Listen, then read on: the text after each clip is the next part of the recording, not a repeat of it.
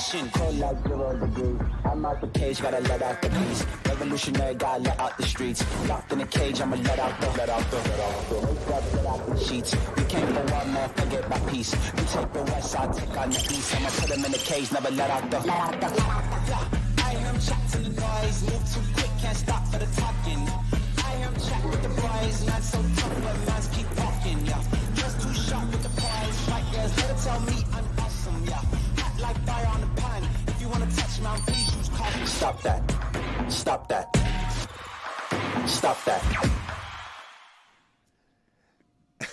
Happy Good Friday, everybody. Hey. Yeah, it's Easter, right?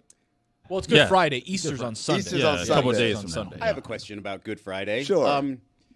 Why are we so somber? Like, I remember, as a kid, you're supposed to not do anything. Look, I get why. Well, remember, we don't know what happens. No, Izzy. but we do know what happens. But I know. We absolutely do know. We don't know. It's a Right happy now, we don't ending. know. He comes back couple days later. It happens every time. Spoiler alert. Spoiler You alert. haven't heard the story. Jeez. That's what I want to do on Good Friday is go around and tell people, hey, you don't have to be sad. Sunday, gonna be awesome. He is risen. It's Every gonna be Friday. a big rabbit. It's gonna be amazing. Every Friday is Good Friday to me. That's got to be, if you're Jesus, right? There's there's 2 big days, right? Christmas and Easter, right? And they're like, oh, everyone's going to be, that's nice. That's awesome. So how are they celebrating me? Well, on Christmas, we all just kind of worship this big fat red guy. We'll Give each other presents. Right. Big ass tree. So Jesus is like, okay, a little weird, but hey, I'm all for the spirit of giving. All right. What about Easter? Easter, everyone wants to be super psyched. Well, Brunch. we get a big rabbit and we hide eggs, and then we go to brunch. And you're just like, if Makes you're Jesus, perfect sense. So I don't come up in any of this. Nothing. Not a shout out. Nothing. I mean, sometimes people go to church on that day, but it's really about the chocolates in the grass And the brunch. and the brunch. And the It's brunch. We need Chicken and waffles. This Monday, bad Monday. Because all Mondays stink, all Fridays are good. That's what I'm doing. the That's worst the game Monday. I'm playing. Sunday important. scary. The Church of Chris Cody. Yeah. Oh man. The gospel of Chris Cody. I don't want to play that game. Well, I'll tell you what. The pancake breakfast always on point at the Church of Chris Cody. It's going to be especially on point this Easter. Why is that? I was talking about hiding eggs in the grass. Mm-hmm. It's 420. Different kind of grass. It's a different kind of grass. Wow, different kind of chocolate too. This brunch is going to hit. Oh my God! And church might be a little bit fun too. I'm with this. Hold on now. The Church of Chris Cody, where he just shows up baked to give the sermon. Amen. Sermon's 4 hours long, by the way, because he just keeps rambling.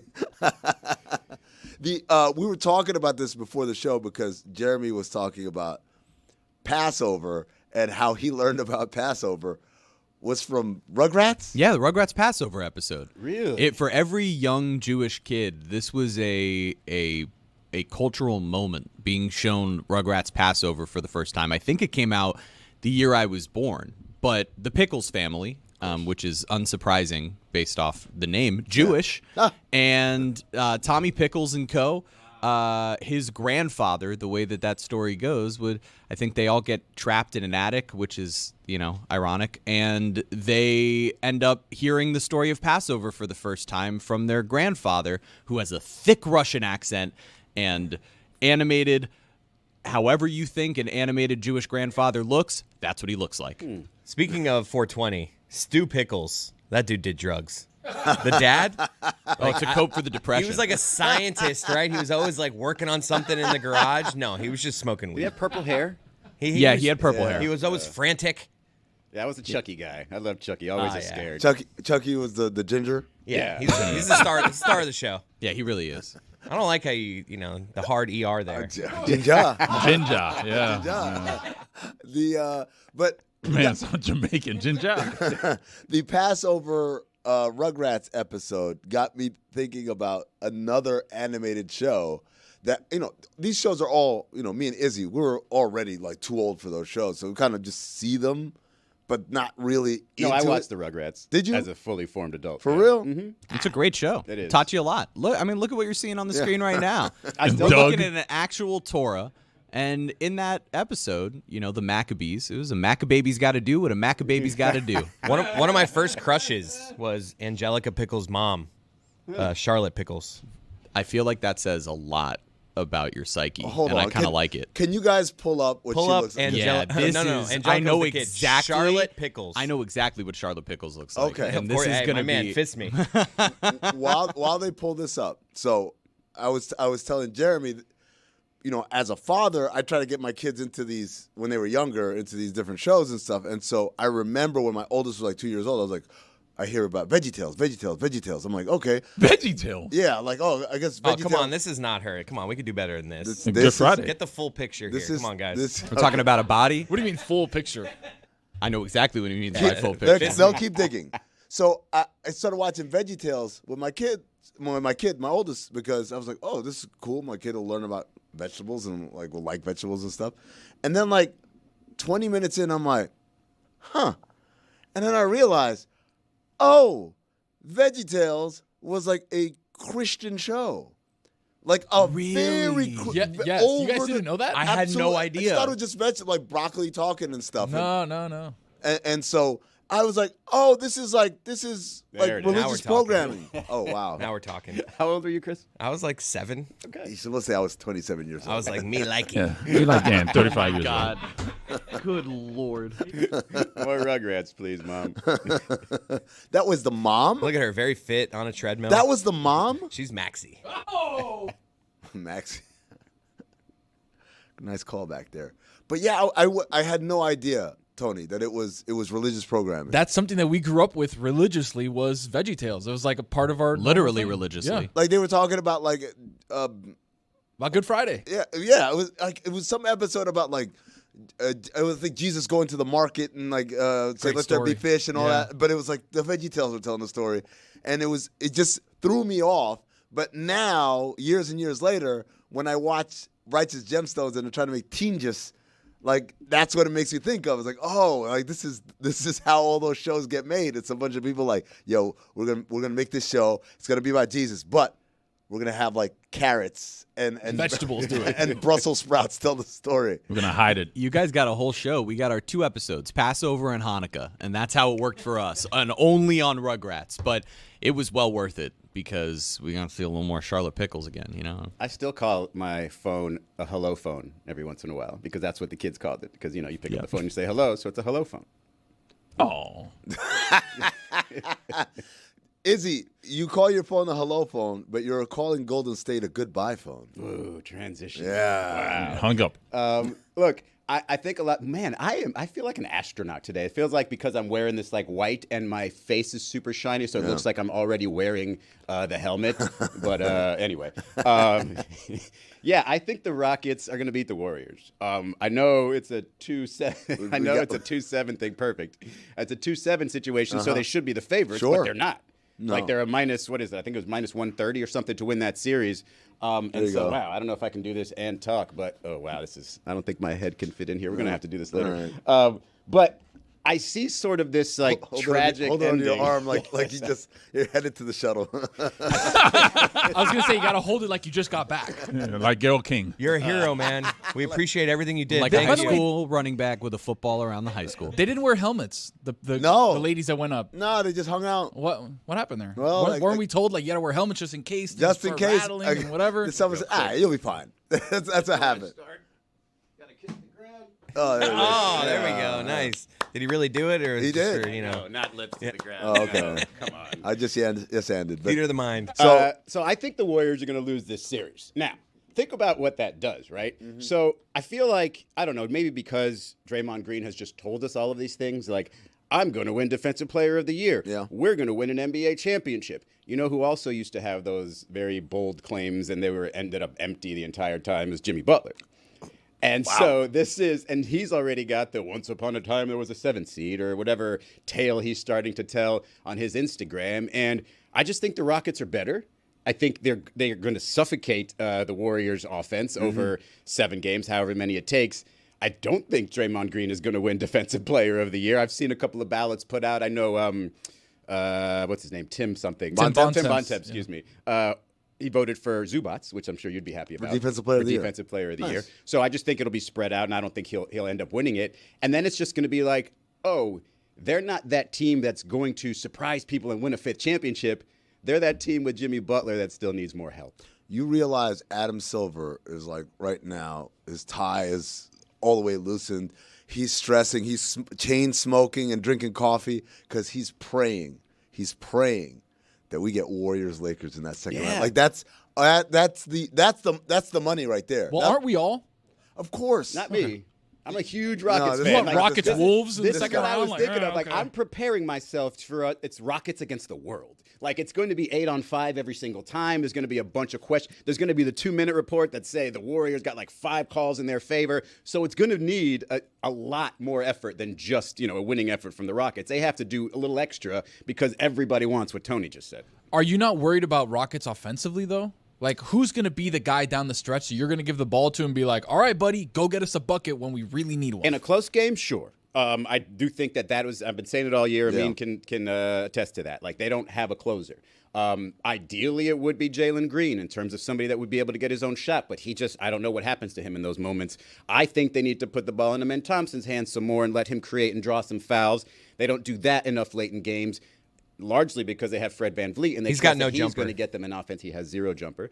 And then, Şengün, it's a little tougher to go into the post when you have the defense really locked in. So that is the biggest problem, but the way they might suffocate the Warriors, I don't think it's going to come down to those possessions. Wait.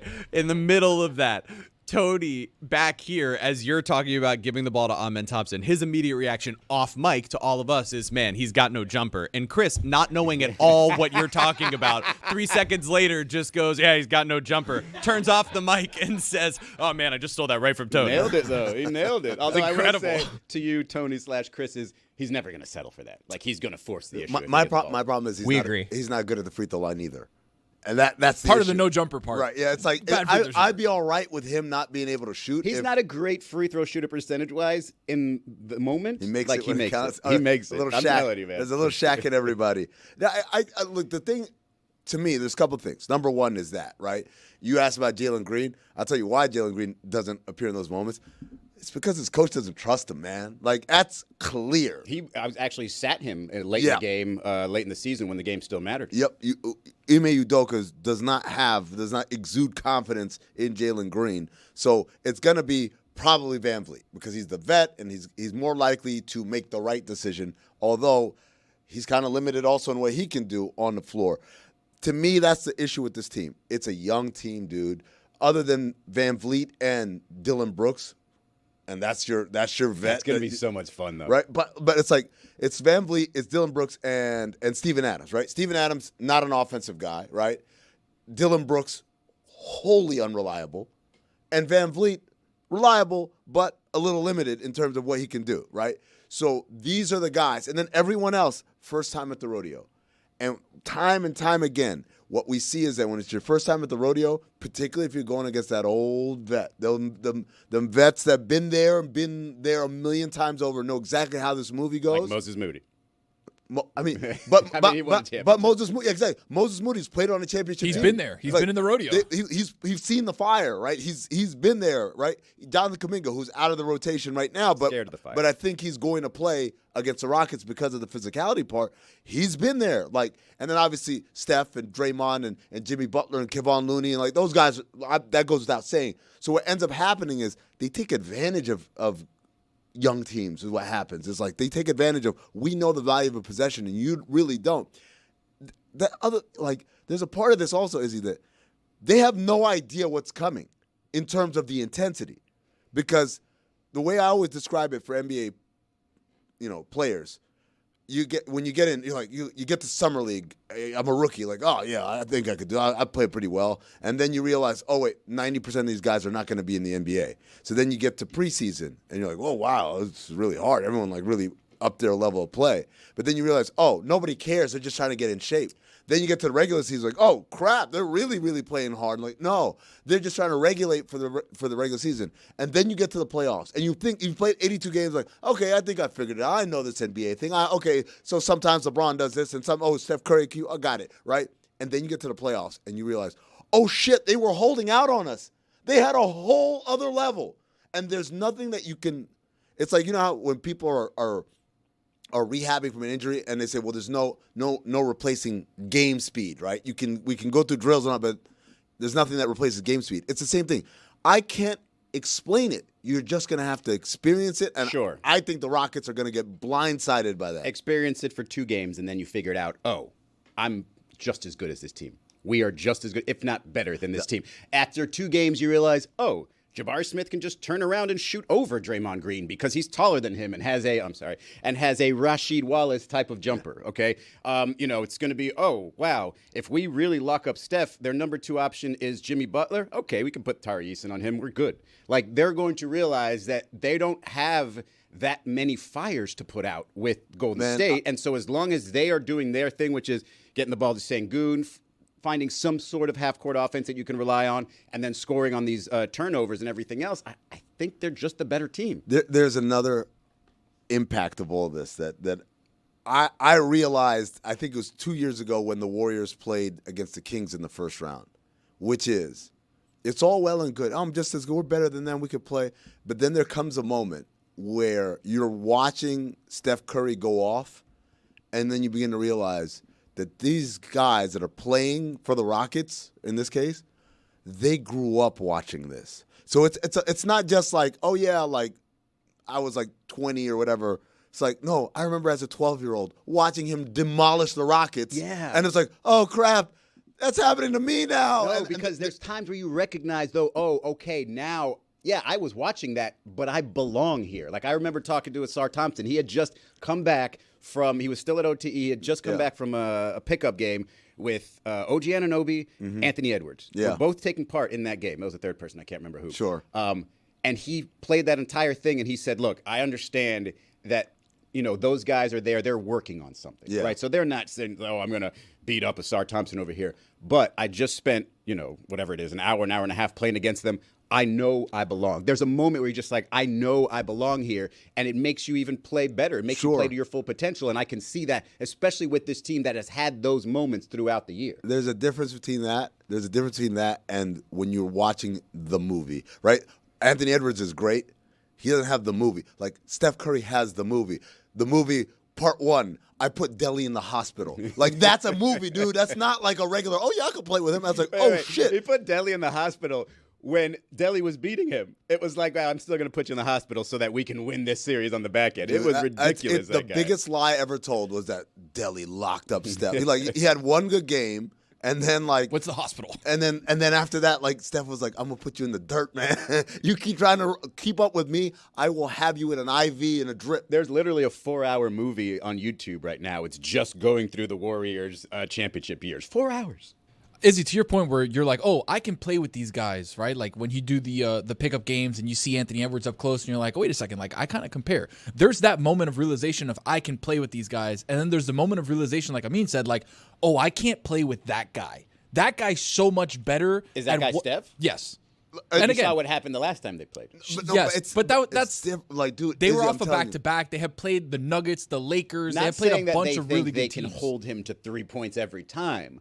But if you're looking at, wow, I can do that, then if you can keep him to, a 20-point game on 19 shots, you've done your job, and you're probably going to win that game. Dude, you know what's crazy? That's what the Grizzlies did on Tuesday. And then at the end of the game. And then it happened. And then he was just like, the movie's going to start now. And I was like, and it happens, and everyone, the craziest thing is when everyone in the building, everybody knows, like, oh, here we go. Well, like that's the part that's different, right? From Anthony Edwards, no disrespect. When it's like, oh crap, I've seen Indiana Jones a million times. Oh, he's beaten up. We got him. He's dying. Oh no, he's gonna turn around and pull out a gun and a whip, and now all of a sudden he's a hero again. That's what happens when you're playing against Steph Curry. Do you think that like Steven Adams being on that Rockets team, Dylan Brooks being on that Rockets team, 2 guys that have had it out with Draymond Green, or really Draymond Green kicked one in the nuts a couple times and then had it out with Dylan Brooks, like? Isn't that experience carry over? Doesn't that help them teach these other guys, hey, we don't need to be afraid of these guys? It helps, but it's limited, right? Right? Especially Dylan Brooks, because he's such a loudmouth, I guess I could call him, right? Like Dylan Brooks, I could see him walking in there, hey man, we're gonna lock up Steph Curry, da-da-da. But then you're gonna see what Steph Curry's gonna do when Dylan Brooks is on him. And that's like, I thought you told us. I thought you thought we had this, right? Dylan Brooks has 2 of the worst videos online ever. It's the one where he's got Draymond Green is up like this with the ball here, and Dylan's trying to be the tough guy, like face to face, but his face is all up in Draymond's Armpit, pits, and yeah. it's just like, And then the other one recently where he's defending LeBron, and he's just, Make that a GIF right Yeah, now. absolutely. And for the tough guy that wants to be like the big defender, like those are two videos you probably don't want out on the Well, net. the one I think about is one where Curry spun him around Oh, and, and then ran up the court. Like, that's the movie, man. Like, because when that happens, all that braggadocio and like I'm brave and all that stuff, it all goes out the window. I would think, though, that this group in particular, Steven Adams, Dylan Brooks, and Fred VanVleet, Yeah. who was on a championship team that beat beat the the Holland, yeah. Warriors in the finals. I know that's the year where everybody gets hurt, right? But he's gone head-to-head with these guys before in the biggest moments. You would think that that group might be the right group to actually just boost up the most talented players who are going to be the difference makers, who are Smith and Thompson and Green. Those are the guys who are going to have to, Şengün, obviously, the guys who are going to have to play well for the Rockets to be able to pull this off. And I think there is a difference than when we're talking about late in games with a lead and you're the Grizzlies versus you're the Rockets. Those are not the same teams. The Rockets are way, way better than that Grizzlies team. And it's not to say that they're going to win this series, because I do think that if you have a 5-point game with 5 minutes to go and you not only have Steph Curry, but you have Jimmy Butler, who we've seen in those moments do some amazing things, you're probably not going to win a lot of those games. At the same time, if you can be so great, which the Rockets have been all year, that you can win some games handily, which is still possible. The Warriors are not this infallible object. You can beat them, not just beat them in the final moments late. That might be how a 6-game series happens, because the Warriors win a couple of close games late. That's my thing. It's like, if the Rockets are going to win, they have to beat their ass. They got to dominate. It has to be. We're so much more talented than you. That this is. I'm offended that we're even having this And then when that conversation. happens, because, I mean, not that I need any flowers or anything, but like, what happens to the league? Do we look at it like, oh, because there's this discussion, hey, maybe they get Kevin Durant, the Rockets, and they really finish that off. And the Rockets are just, I saw a report that said, no, they're probably not interested in KD. I think they're good. And so if that happens, like, are we announcing the end of Steph? Like, Steph needs to be on a super team to get that 5th ring and match Kobe? Look, I don't think so. I think this Jimmy Butler half season or whatever, third of a season that they've had has given them like confidence, like, okay, we've got the makings of something. Clearly it's not complete, but I think there's little optimism that they can keep doing it. When I see Izzy holding that helmet, I think of, we're in 3025. Izzy's the first person to surf on Mars. Nice. And he's joining us today to tell us about it. We finally were on Mars. We have, there's Quicksilver is still a thing. Yeah, like it's making a comeback. It's like, how was it up there? It was warm, but you were able to do it. What do surfers say? Do they shred? No, is that Shocking to surfboard? sign up there, and be like, it was gnarly, dude. Shaka. The waves were gnarly. It was pretty. Oddly enough, Sean John doesn't exist anymore there, though. With good reason. Yeah. No? What? I feel bad for anyone who had to work on that. Like, that had nothing to do with anything. It's like, oh, man, I just came up with some cool designs. Guys like, hey, Baggy's back in. Remember these? And then it's like, yeah. The timing couldn't have been better for a resurgence. And then, the Sean John velours. Oh, boy, man. We would have been killing it right now. With pull the velour. I had a crushed velvet. It was navy blue. But it was, how like velvet kind of like shimmers in the light. Izzy, can you hear me? Izzy. Earth to Izzy. He can't hear you, I don't think. Izzy, can you hear us? Vaguely, I can hear you a little bit. How was what it would sound. How was it surfing on Mars? The water was a little dry. It was not the best, to be honest. A little hot. Well, I thought Mars was colder than Is it cold? I was hot. I think it's the insulation on all this Quicksilver attire. It keeps you really warm. That kind of thing. That kind of thing. Izzy, what was this? Oh, This might help. there it is. You do look like an astronaut, man. Like I don't know who's why surfing? it is. Something about your build. I think I heard that joke. Here's the funny thing about what we're doing here, man. We had Andrew Santino on yesterday, and we're still bubbling about it out here in the little meeting room because he is one of the great, obviously, very funny comedian, incredible podcaster, but he is one of the great yes and people I've ever seen. So him and Ian Carmel to me are like the two highest, Right at the top. most evolved, And me. In that But yeah. anything you throw at them, they can just keep going with it. They keep going with it, and Nah. I feel like when we're at our best. But no. No, but when we're at whatever. When we're at our best, okay then. When we're at our best, it's because we are doing the yes and thing. So I thought we could do a little yes and exercises, a little improv, just all of us here, right? So I want to start with let's start with a location. Give me a location, any location. The zoo. The zoo. Okay, at the zoo. All right, and the zoo, and give me a profession. Plumber. Plumber. Okay. Fitting. Okay. And are you all right over there? All right, here we go. I want to ask Roy how in the world he thought of Plummer. We were talking about it earlier. We had Jake Plummer on the show. Jake Plummer's coming. Yeah, All Jake right. Plummer's going to be There you here. go. Okay, Plumber at the zoo. All right. Wow, you guys' pipes are really backed up. There's like elephant shit all over the place. You guys got to stop using these flushable wipes. They don't really work. I can't believe they have a bathroom for elephants They at the do. zoo. It's just unbelievable. And it's unhygienic, right? Like they never clean up after themselves. It's just shit everywhere. The biggest stall you've ever seen. Like they're all handicap stalls. Oh, Do they go? They read the paper too in there because there's newspapers everywhere. They have the biggest sinks you've ever seen.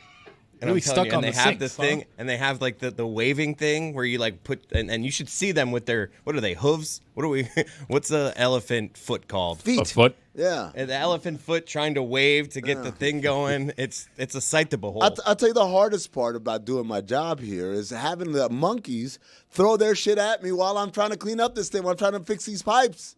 I mean, geez. Anybody jump Someone in. else play. Come on. I got none. I'm not. I just wanted Chris to do the entire thing Yes. and just really be hooked up on the elephant bathrooms. So I'm not going to lie, I had the astronaut helmet on, so I couldn't hear what was going on over there. I really didn't know what was happening. I kind of heard what you were saying, and I realized that, we're doing a thing here where it's an elephant as a plumber.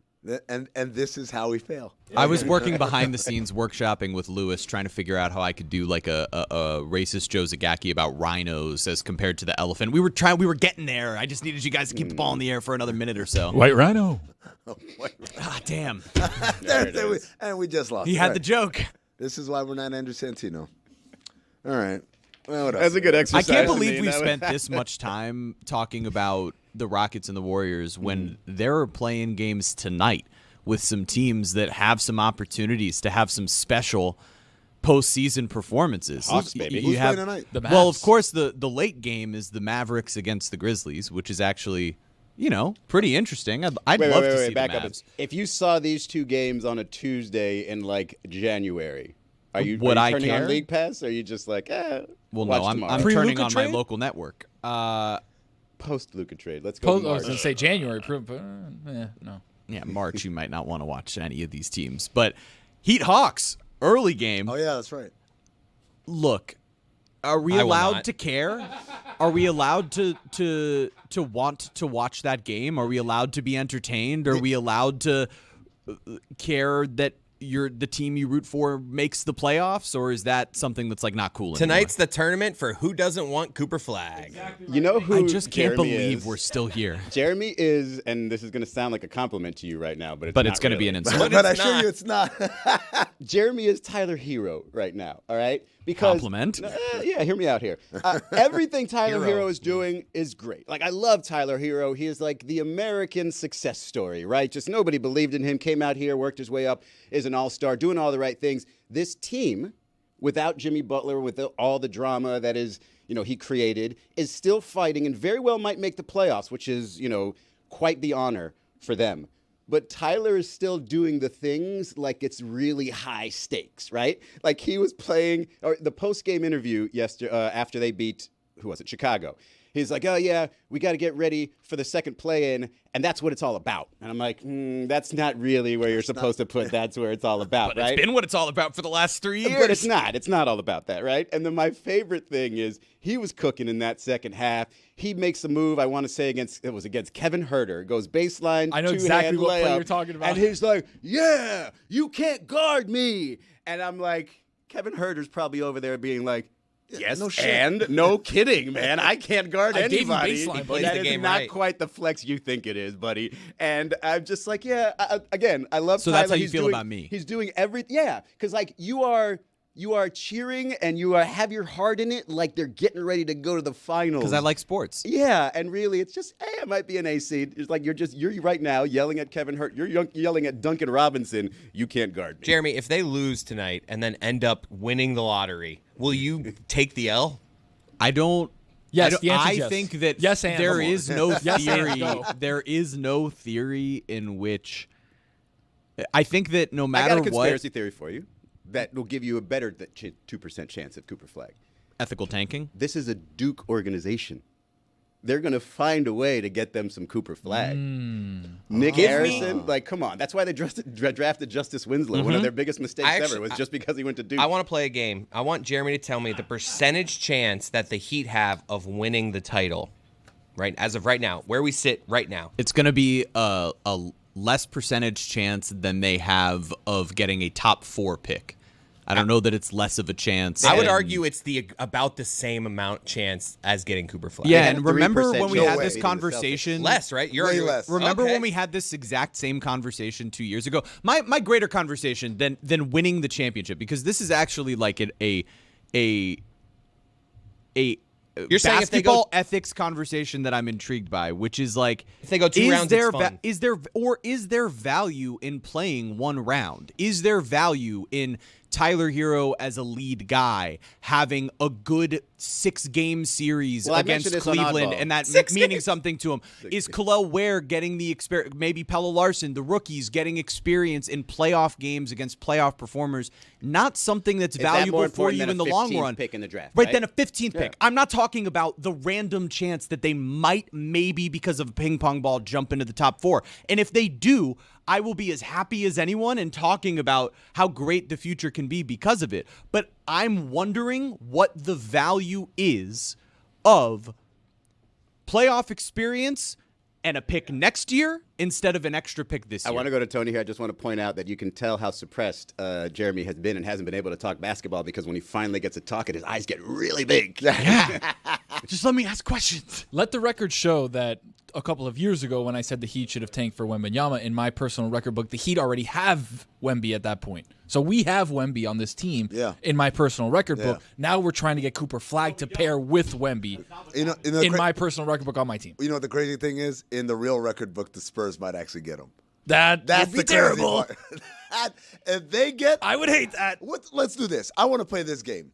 Top 5 places we don't want to see Cooper Flag land. San Antonio number 1. No. You got a better. You can knock that off. Well, I was going to say, never mind, because they're not in the lottery anymore. I was going to say if Dallas were to fall in the lottery, that's the last No, place I want to see they them might go. be if they lose tonight. They're back in Yep. the lottery. Oh, baby. that's right. So Dallas. That would be complete conspiracy theory. Hey, you gave Luka, or you gave the L.A. Luka, we're going to give you Cooper Flag. All right, I'm going to try and workshop Imagine this. Nico Harrison at that ping pong. We traded Oh Luka my for an God. American white. and Chess. and then try to play it off like, yeah, I meant to do that. Yeah. That's the part. That's the part. That's why I hate the See, lottery. guys? That's why I hate the lottery, because it allows teams to F up royally and then turn around and be like, yeah, I meant to do that. I'm like, no, you didn't. Can I say something? I don't think that Sure. if you are picked, thanks, Chris. I should have waited for permission. If you are picked in the top 14, you shouldn't be called a lottery pick. Why not? You should only be a lottery pick in the top 4 because you won the lottery, right? Those are the only times they pick. What they were all 14 were in the lottery. Yeah. The 4 won it basically. Right. And so you're a winner, you win the lottery, and if you're a loser, you lose the lottery. So are they lottery losers and they get to draft those Well, people? I mean, yes, they're lottery losers, but the players are still lottery picks. No, Top 4. only the top 4. Only you're playing for a win, you win the lottery, those are the 4 picks. No, the lottery decides every pick of that top. No, it literally doesn't. Just the top 4, and then the rest of them just fall in order. That's actually true. Oh, okay. So how about Tony said that too. I followed him on that. Yeah, well, my bad. I'm just trying to feed Chris all the stuff. It just the whole thing would be conspiratorial anywhere you put him, right? Like Cooper Flag, if he goes to San Antonio, he goes to Dallas. Like if he goes to Philly, if obviously the Miami deserves top. it. Thank you, Well, that's- Jeremy. They deserve it. That's So you because want it was them the to lose. look. Now you're if they finally starting lose, to figure it here's out. what I'll say: they're gonna play their damn hardest tonight, right? Attaboy. This team has played hard all season long, despite what would have been the easiest season ever. to just say, all right, time to tank and get the highest pick Which possible. they probably should have, by the way. I mean, But Jeremy, they went on like didn't do it. They had like a 10-game losing streak. Oh, at but one if point. you 11, I think. watched any of those games, you saw they blew those games not because they weren't trying to win, Jeremy- but because they were playing awful basketball. third quarters. And what I'm saying is they lot of actually shots. tried for 82 games when we talk about the concept of ethical tanking, Even which a is 10-game teams losing streak, he competing tries to and make it losing. sound like it was a good thing. For Oh, the no, Miami it wasn't a good thing. Guy, they were playing terrible. That's my point. But they've played hard all the way through, and in turn, they should get the look Yeah, but of this the is ping pong this balls. is such like That's why I want to go to the playoffs, the because I don't narrative. care. Like I'm watching a couple Marlins games, and they're like, "This team fights. They might not be talented, but like it's just what you Well, that's say about different. They're bad going to teams. lose 97 You just games. say it That's about not what I'm bad saying about teams. this team right now. This That's what I said team- about that team. They try hard. They might not win, but they put their damnedest. Why According- did Eric Reed jump I into don't know, the just chat? like I just Is that Bob Dylan? If they tried hard. My point is they're bad. That was the point. According to DraftKings, the Heat have a plus 150,000 odds to win the NBA championship, which is 0.07%. No one answered my question about what the value is for players to play in the postseason. I'll tell you. 6.6% chance to get a top 3 pick, 9.4 of the top By that, 4. so they have like a 5 times more likely chance to get Cooper Flag than win it all. This is why Dan doesn't let Jeremy talk basketball. There you go. This See? conversation See? is my fault. See? He's doing it again. I got top 5 places we don't want to see Cooper Flag land. Okay. All right. Number 5, Philadelphia. Yeah. You don't get to royally screw up your year and then get Cooper Flag at the end of it. No. Number 4, Dallas. Same math there. Number 3, San Antonio. Too many number 1 picks. Too many number 1 picks. How many number 1 picks in this? David Robinson, them and Tim Cleveland. Duncan, Stop. Victor Wembanyama. Stop giving them number 1 picks. Them, Cleveland, Orlando. You've had enough. You should never get number 1 pick overall again. Number 2, Charlotte. I don't want him to disappear and just fade off into Bolivia. I feel like the next one feels like very much a disappearing act. And then the number 1 place I don't want to see him end up, Houston. By way of Phoenix's pick. Because then Izzy really wouldn't shut the hell up about the Rockets. Dude, I have to do a show with this guy every day. And every day, it's somehow we're going to work in how the Rockets and Amen Thompson That are is so not amazing. true. Sometimes Every we day- talk about Detroit. Every day but Friday. Who would ever wrap everything in the NBA around their one team?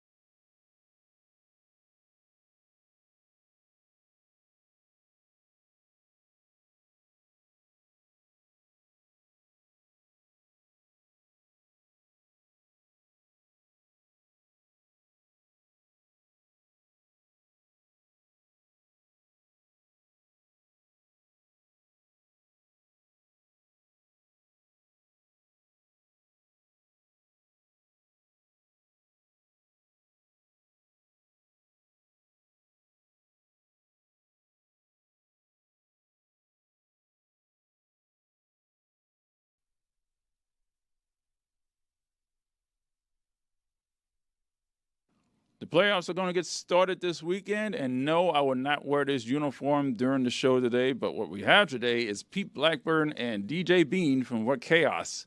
We're going to talk to them about the playoffs coming up here on The Hockey Show. Hey, Le Batard fans, it's your girl, Roz Goldenwood with Good Follow Show. And on this week's episode, we're talking about the WNBA draft and #1 draft pick Paige Beckers and her fit in Dallas and more. And we're going to take a look at the WNBA's new Rivals Week schedule. And we're going to think about, is Unrivaled putting pressure on the WNBA with their lucrative contracts? Then we keep an eye on the college transfer portal, including the mass exodus of underclassmen out of UCLA.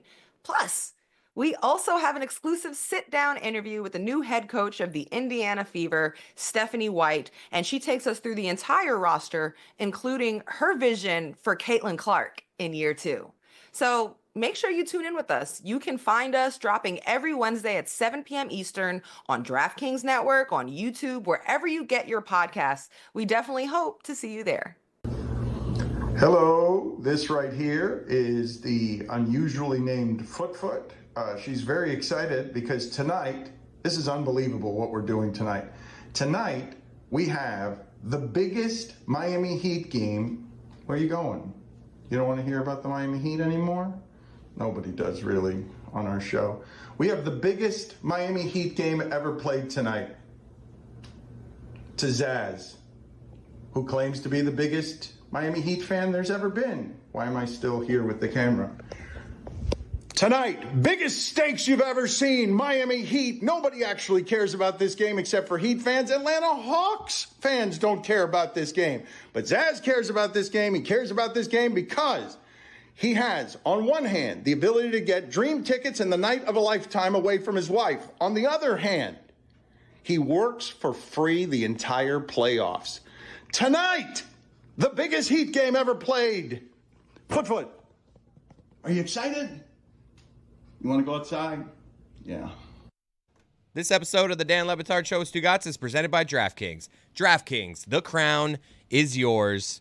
I want to do a quick callback to yesterday's show. Roy did a great job, dressed as a hockey player the whole show, fully in uniform, pads and everything, skates. Looked great. The socks, the tape, like fully in uniform the entire show. And then afterwards, he's like, oh, I got to go pick up my daughter. I got to go into the hockey rink. We're going to do a little, like, he's trying to play hockey, right? So you wanted to. I'm so nervous for you. So he's like, I'm going to kill 2 birds here. Like, I'm going to go play hockey right now. Hold on, wait a second. Wait.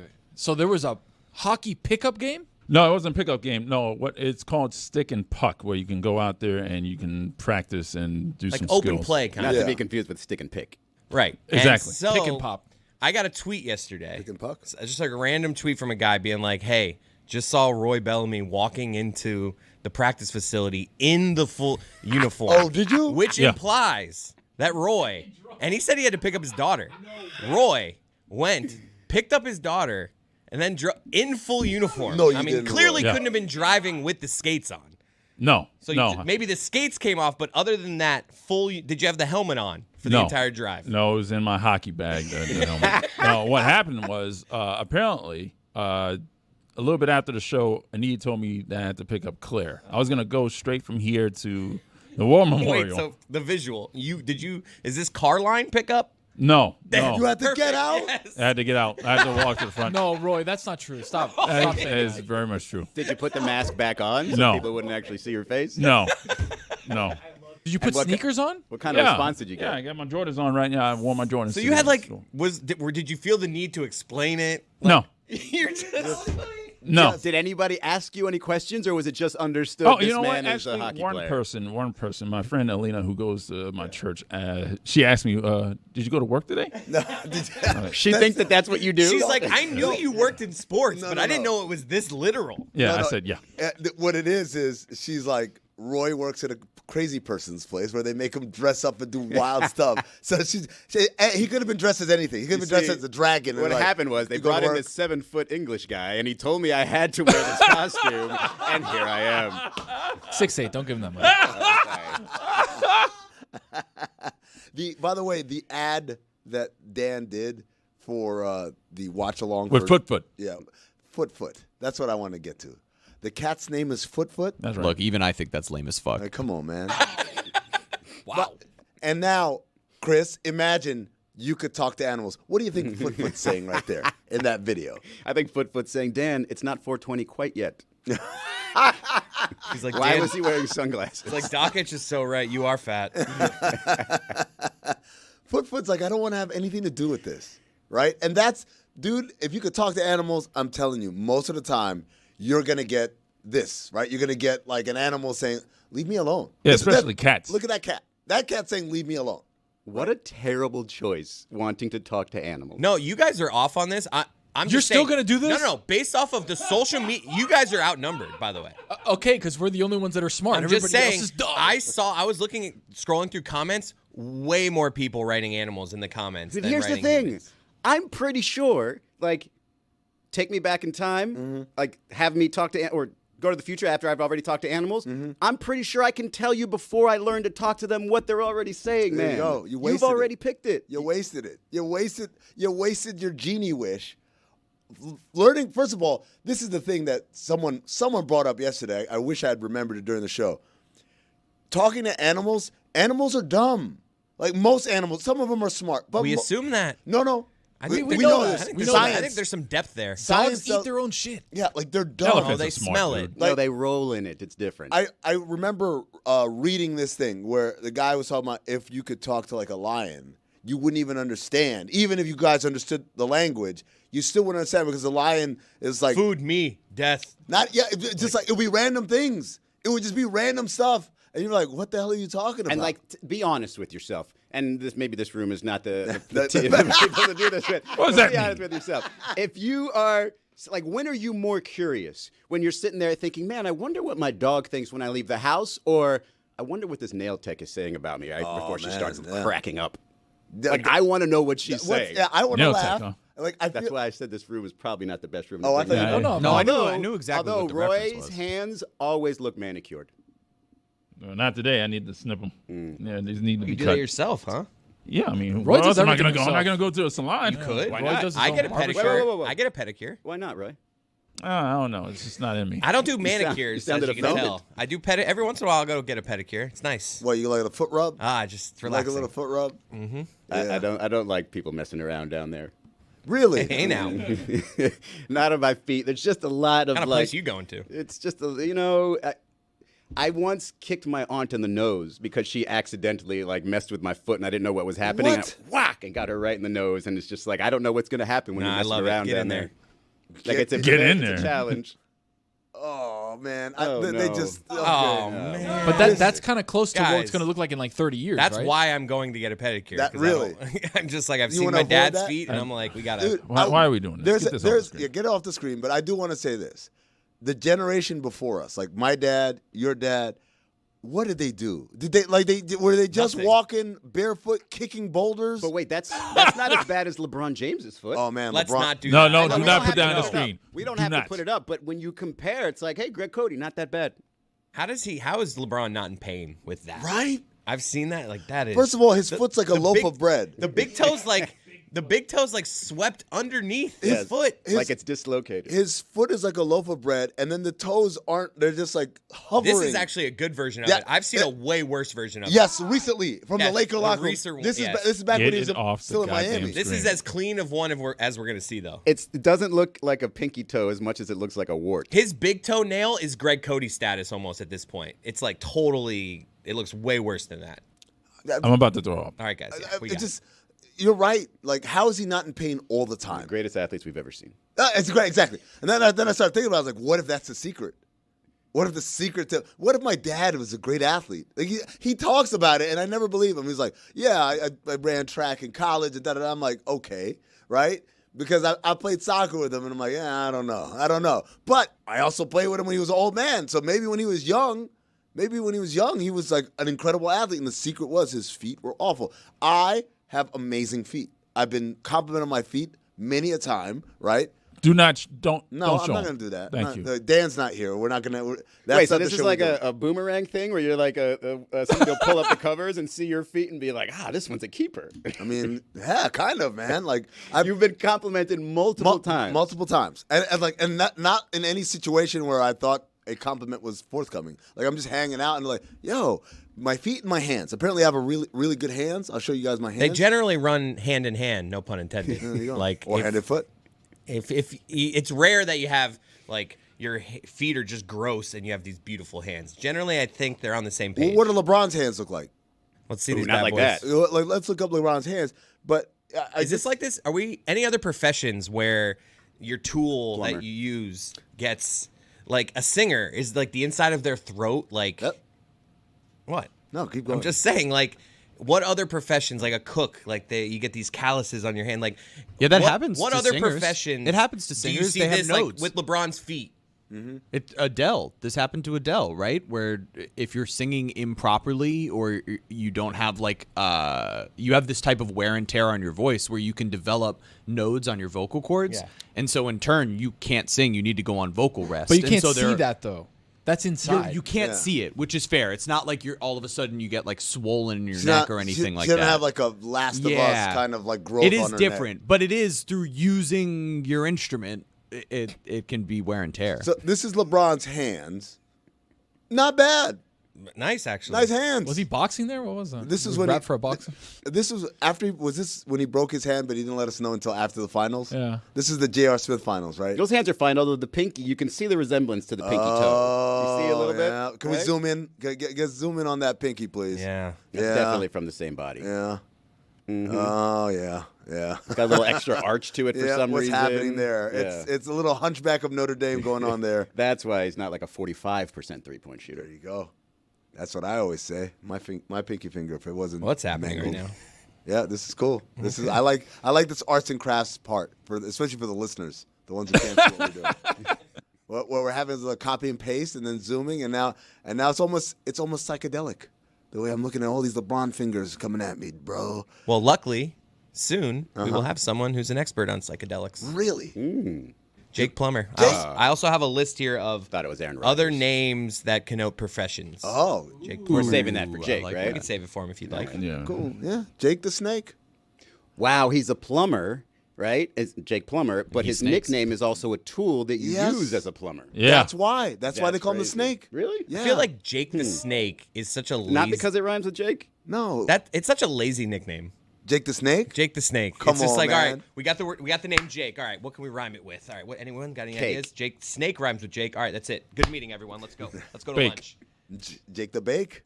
I mean, for 420, baby. Jake and Bake. Jake and Bake. Oh, Jake and See, Bake. now we're cooking. That's a better nickname. We than are Jake the cooking. Snake. Jake and With Bake. gas. A fire. No, so you guys don't like Jake the Snake as a nickname?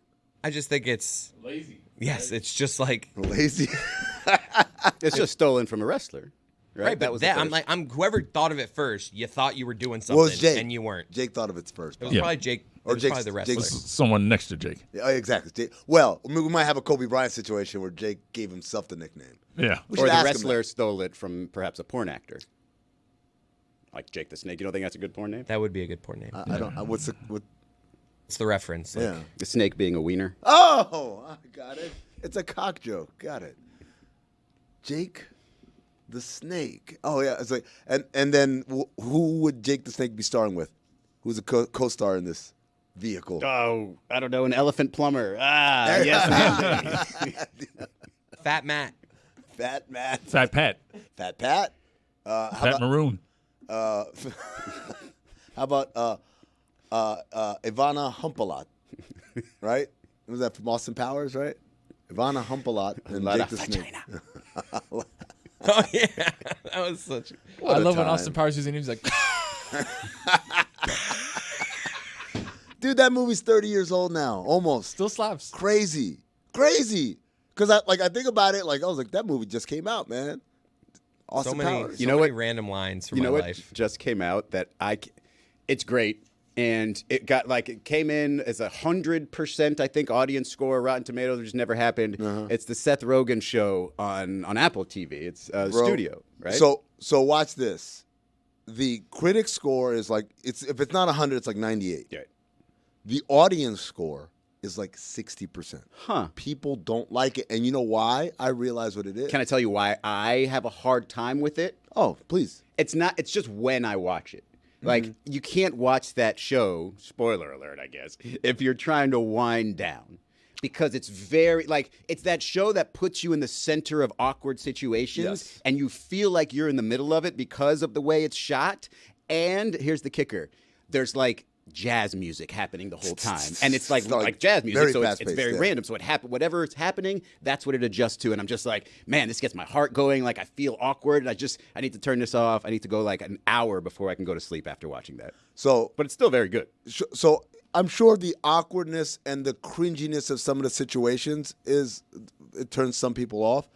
More than that, though, because this show reminds me. You guys ever watch this movie called Bowfinger? Came out 1999. I love that Eddie movie. Murphy. Eddie Murphy, Yeah. Steve Martin. Steve Martin wanting to make a movie without a budget. Right. And Bowfinger was like, this is what Hollywood is like for real. These are how these, obviously not to that extent where he said they got no budget and they're trying to shoot around and stuff, but like all of the kind of obstacles that they meet in trying to get a motion picture made. That's what it's like.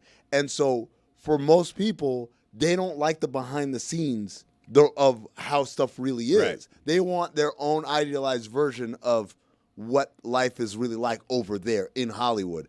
This show is obviously they have fun. It's a parody of stuff, but a lot of it is like, yeah, that's really what happens. It's arguments over which director we're going to use. Well, I made this promise. Well, and like they're trying to figure all that stuff out, and I think people don't like that. Yeah, I can see that. I also see that like a little bit to more of my point of just like they want to relax when they watch something, right? And this is one of those, like they had a scene that I will remember forever, and it's probably, my guess is probably their best scene, is when he is backstage in a movie with this woman director, and they're trying to get a scene right before the sun goes down. Because of the light, the sun is setting, and so it's one shot to do this. And for reasons that they're not entirely Seth Rogen's fault, and somewhere it is his fault. He just keeps screwing up the scene, and it's just so awkward and cringeworthy, and it's just like I had to stand up. Like I stood up from my couch. I was like, "What's gonna happen now?" Dude, that episode. Will they get the shot? I hope they win an Emmy for that episode because, by the way, that whole episode was shot as a one. Get out of here. Yep, one take, the whole episode. It's one continuous shot. They never break. One take episode about a one take. Yes, That's just people flexing, right? Like that's yeah. adolescence, and this is just like, hey, watch how I do this. But for this one, this is especially because the episode was about them doing everything in one take. That's why it's not just the sun is setting. It's they wanted to get it one continuous shot, moving from outside to the pool to inside to back outside to where they're doing. Oh God! the When he dinner. walks in front of the actress in the middle of the shot, Yeah, and says, "Hey, how's it going? Nice to see you." And she's like, in the middle of the shot. that's when I stood up. Yeah. This seems like a show that I would love to watch. The problem is I'm not looking. Wow. Can't look now.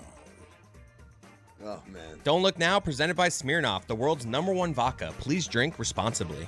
Guys, I don't know if you're looking. You better not be. Nope. But I don't know if you listened, because we're not looking. I don't know if you listened to the Pat McAfee show yesterday where Aaron Rodgers says, well, in this context, maybe you did, because maybe you saw it, maybe you heard it on TV as you were walking by because you weren't looking. Didn't see it because we're not looking. Exactly right. Aaron Rodgers says retirement's still a possibility, but he's trying to see other offers and feel out other offers. You guys intrigued by that or no? Well, he's wearing a mask, right? So he can feel out the offers, but not actually see them, right? The offers are written in Braille. But he's playing Don't Look Now. Right. Well, don't look now, but he's not gonna retire. Somewhere Mike just fell over. It's in Vegas. He just knocked into What is happening? a slot machine. No, this is I'll retire if no one offers me a job. That's what he's saying, right? Exactly. I mean, not that we can look, but if you weren't to look, yeah, it's like, hey, don't look now, Steelers, but I'm still kind of interested. Eventually, you'll figure out once you're in training camp that you have nothing. I can come in here and take the job really easily. But don't look now. Don't Look Now. Saints legend Ryan Ramczyk retires. Offensive lineman. Puts on his Instagram an incredible journey with the Saints. Wow. Wait, how are you reading this? Wow. He's I'm not not reading it. top of the head. Is it burned into your eyelids? Even No, that he's- guy's family's not looking at that. Oh. No one. Ryan is looking. Ramczyk, 30 years old, retired a little bit early, but still very good offensive lineman Played for not St. Louis, for New Orleans. for New Orleans. Should have played for the Rams. Should have. Ramczyk. Ramczyk, yeah. Yeah. No, I like that. Yeah, we're using You're not legend looking, a are you? little loose, right? Like, a Saints legend? Is that like saying Jonathan Zaslow is a South Florida media legend? I mean, he kind of is. Who? Is he? I'm going to leave that one on your table. Well, I mean, look, I guess you have to be a legend to just come on this show and just beg for tickets for 2 days. Like, I didn't think Dan allowed that, but apparently if you're a legend, you allow that. All right, we got a guest on the line. It is the one and only Jake, the Snake Plumber. Jake, welcome to the show. Jake is here. He's the co-founder of Umbo Mushrooms and an advocate and an entrepreneur for functional mushrooms. Jake, before we get started, let me ask you this question. How many times have you been asked for tickets to events that you are not playing in or part of? It happens probably 2-3 times a year, just depending on what's going on. Living in Colorado, the Broncos are always an ask. Somebody somehow, some way will say, hey, can you get me some tickets to the Broncos? We really want to see Bo Nix. So No, they don't. Yeah, it happens. But if I can pull it off, I do my best if it's somebody that, is close to me. But yeah, the ask for ticket thing is, I shamefully admit I ask for tickets too from people I know that are in the industry of, maybe music or sometimes a sport or whatever. But as long as there's fair trade, I feel it's all right. What's your go-to response when somebody who's not at the level that should be asking you for tickets, but you're just like, okay, definitely not giving this person tickets? What's the go-to response to let them down gently? I usually say, well, they're probably about anywhere from $200 to $250 each. Yeah. And then right away, they're like, okay, I thought you got them for free. You don't get them for free? I said, no, they don't. The Broncos don't just hand out free tickets to anybody that ever played for them. Thought that was part of the perks. Jake, what was the last? You can work it if you need to. If it's important, I can get free tickets, but it's usually for myself or my family or something like that. What was the last tickets you asked for? Good question. I think it was to a concert to my boy Drew with Satsang. I think I went to a concert of him. He was coming through Colorado through the Boulder area. So, you call and say, hey, can you leave some tickets? Can you give me some tickets to the show? And of course, as a friend of ours, good friend of me and Dell, Jolly, my buddy with Umbo, he's always cool and hooks it up. Are you, Jake Plummer in Denver? You're not waiting for restaurants, right? We're not doing that game anymore. Yeah, if I go to a restaurant and there's a long wait, I'm probably going to go to another restaurant. Right. The food stuff is kind of a funny thing. Like, you got an hour long wait. What are you serving that's so good? Then you go and you're like, damn, I could make this at home. What am I doing here?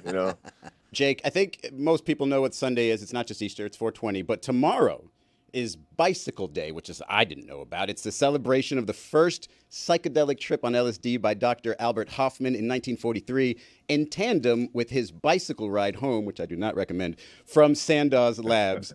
Which day means more in the Plummer household, 420 or Bicycle Day? Because I remember my first trip.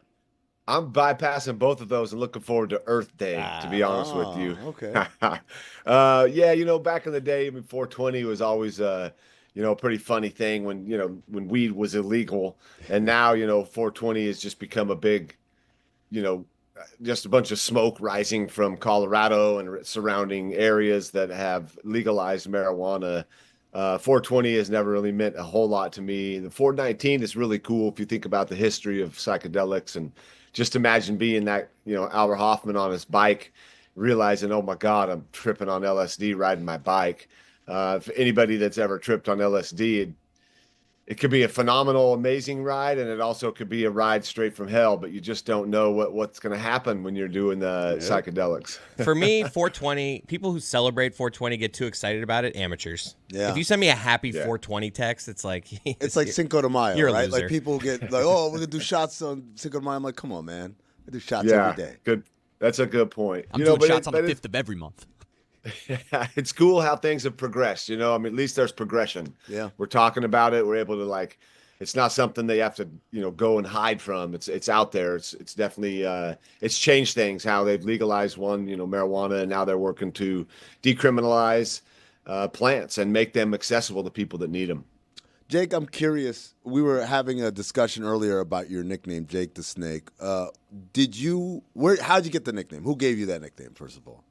Yeah, well, I mean, my actual legal name is not Jake, so it didn't happen till, when I started playing sports, probably around the 6th, 7th grade. I think it was the 7th grade. I went to a basketball camp, in Idaho, up in McCall, Idaho, and the Boise State Bronco basketball players were running that.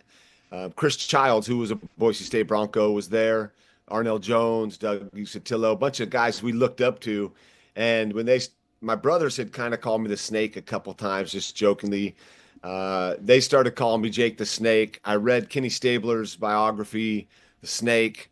I played football. I was hard to catch, slithery, kind of quick. So the moniker was right. It was good. Rhymed with Jake, all those good things. So I became Jake the Snake, more well known when I got to ASU. And on the first fan fest day, I just started signing Jake the Snake Plummer, everything. I wrote it all out. Like, here I am. I'm here. I'm fresh from Boise, Idaho, and I'm Jake the Snake. And then that's when it kind of stuck as far as people outside of my family and, some friends locally calling me the Snake. Hold on. Your name isn't Jake? That is unbelievable. What's your name? My real name is Jason. So, had that. I got to the 3rd grade, and Mrs. Jenkins at Pierce Park Elementary, there were 4 Jasons in the classroom. And so when she got me to bring me into the class, she said, "Tell me, do you have any other names you go by?" I said, "Well, I've been called Jake." And she said, "All right, come on inside." And so we went in, and she said, "Hey, everybody, I want to introduce you to our new classmate, Jake Plummer. He's here to join us." And from that day, I was Jake. That's like finding out that Mickey Mouse's name was like Nicholas, and it wasn't really Mickey. This is wild. It's Nicky Mouse. Yeah, so, what if it would have been Jason? I don't know what my nickname would have been. Who knows? Jason the Snason Plummer? Jason the Mason? Jake, settle a debate we were having on the show yesterday. Would you rather, for the rest of time, be able to understand every language in the world or understand animals? Ooh, man. Come on, Jake. It's an easy answer. I already understand animals. I've been in some moments where I can kind of like relate and talk with them. So I would say having the ability to go anywhere in the world and communicate would be it would open up so many like avenues, and just be able to go anywhere in the world, be able to communicate would be phenomenal, I think. Jake, do you listen to Aaron Rodgers and just sometimes laugh? Because I do. I don't laugh, but I don't listen to Aaron Rodgers either. So I'm sorry. I would laugh with you there, but just at that moment, Chris was talking to me. I have no idea what you just said. I was just like, I want to pull back the curtain for everybody, for Jake, for the listeners, for the viewers, everybody. Every time someone in the shipping container or in the video room has a pithy remark, it mutes everything that's being said. So as we're trying to do an interview, it is the worst possible thing to do, because I don't know what Jake just said. Be a pro. I mean, I'm come trying. on. We're just trying to get you to ask good questions, I all was- right? We're trying to help I you, was and you're going to get mad at us? I was criticizing Izzy for terrible journalism. The guy said he's talked to animals before, and he asked about Aaron Rodgers. That's ridiculous. I would like a follow-up. follow-up question. What animals have you spoken to? Okay, well, was that my buddy Dell's, the Jolly Death Ranch, where you come and partake in some particular plants, and your ego dies. So we call it the Jolly Death Ranch. But I had a great conversation with Bluto, his black lab. What a we Bluto? spent the day Bluto, hanging what a out. name. Yeah, we shared an apple, played tug of war. We had a lot of good times, and then another time his chickens came out, and that was insane. And talking and like hearing him talk and having that little bit of interaction with the animals was phenomenal. How did you share the apple? Was it like one bite you, one bite the dog, or was it like It was Lady and the more Tramp like- situation?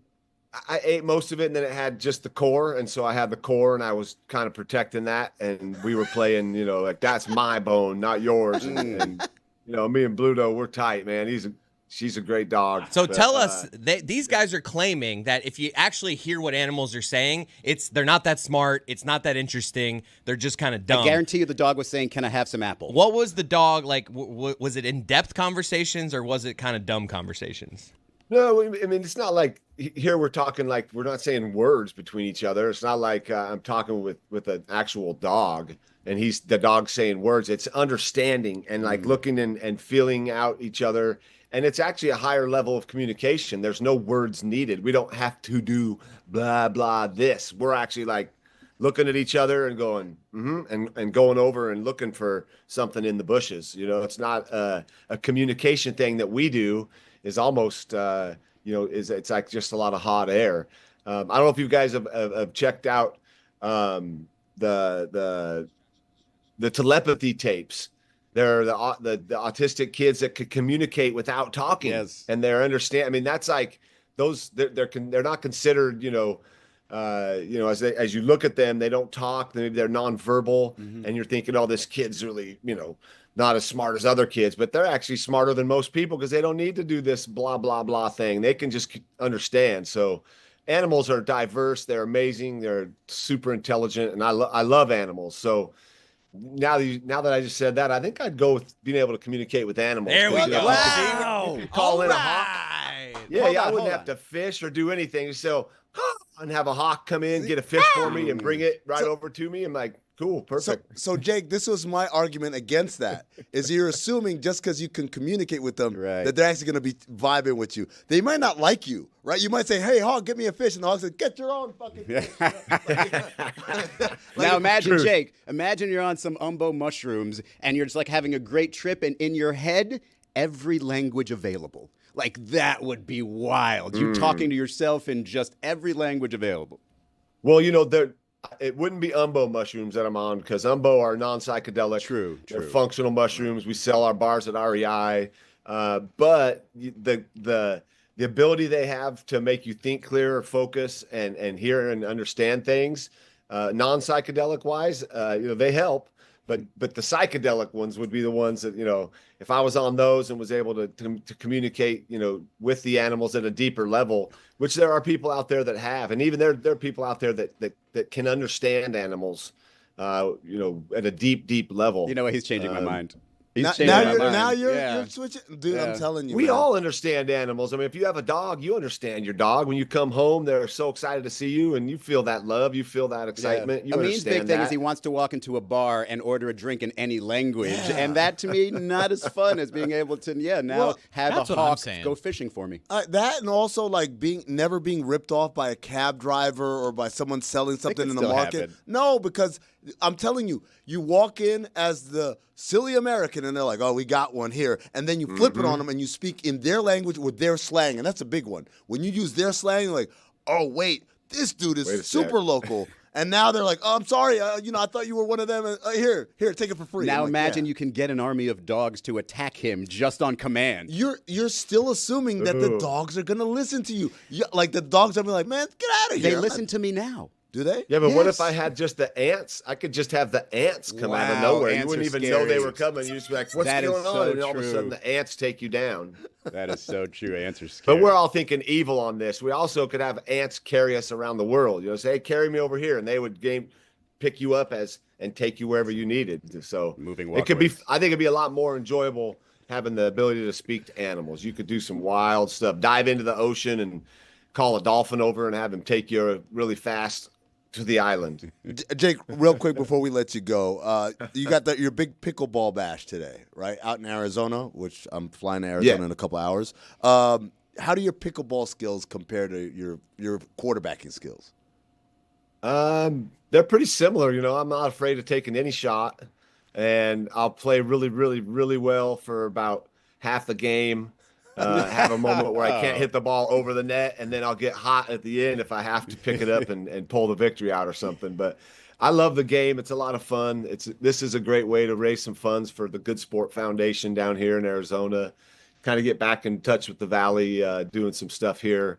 Obviously ASU, they've had a little resurgence, so been down here a lot, and it's like my second home. So it's exciting to be down here. And we got some great guys coming out to play. Terrell Owens, Ryan Fitzpatrick, Jen Welter.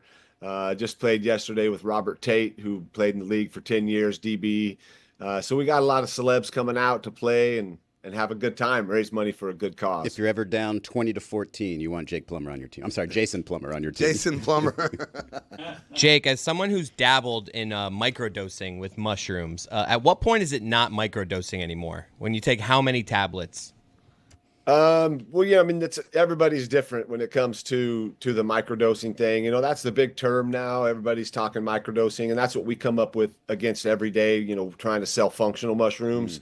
I macrodose functional mushrooms. So I take multiple capsules, our rise capsules. I'll take our tincture, our charge and recharge, which is a combination of a few mushrooms.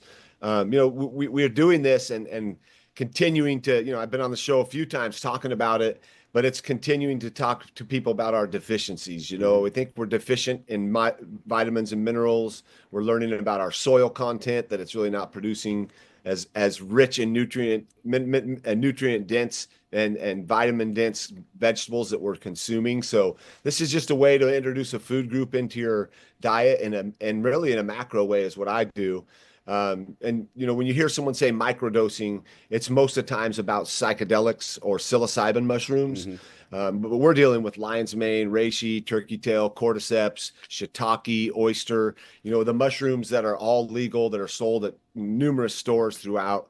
But that's why, with talking with a lot of NFL nutritionists, ASU's nutritionists, these players are asking about it, but they don't know where to go to get it because online is kind of sketchy sometimes. Absolutely. So you never know what you're buying when you're getting this great deal on powdered functional mushrooms online.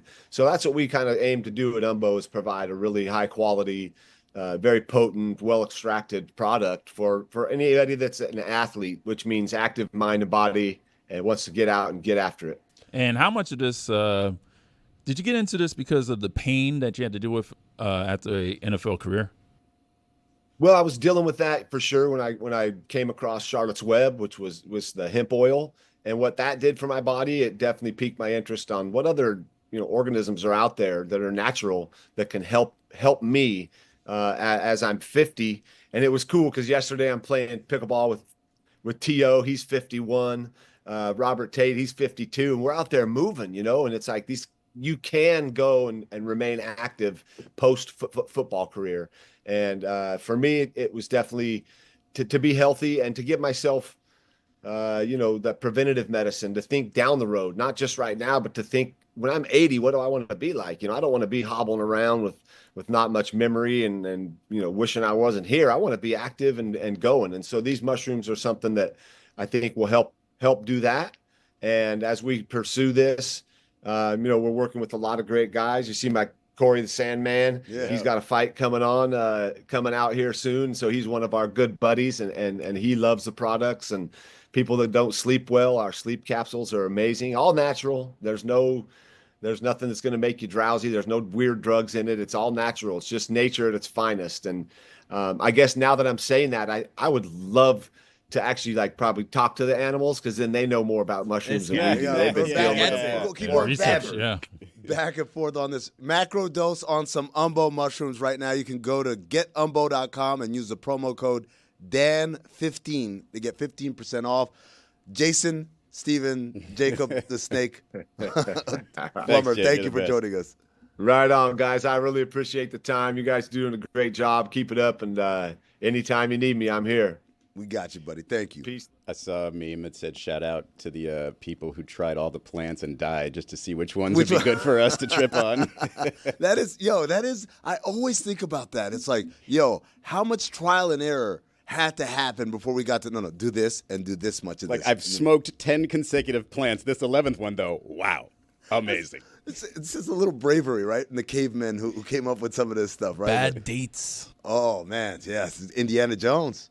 That's you gotta have it's a capuchin, right? Yeah, a little capuchin monkey. Maybe that's how you do it. You get the capuchin to smoke it. I didn't do the professions, names that connote professions. We'll have to do that in the club, I guess. Fred Taylor.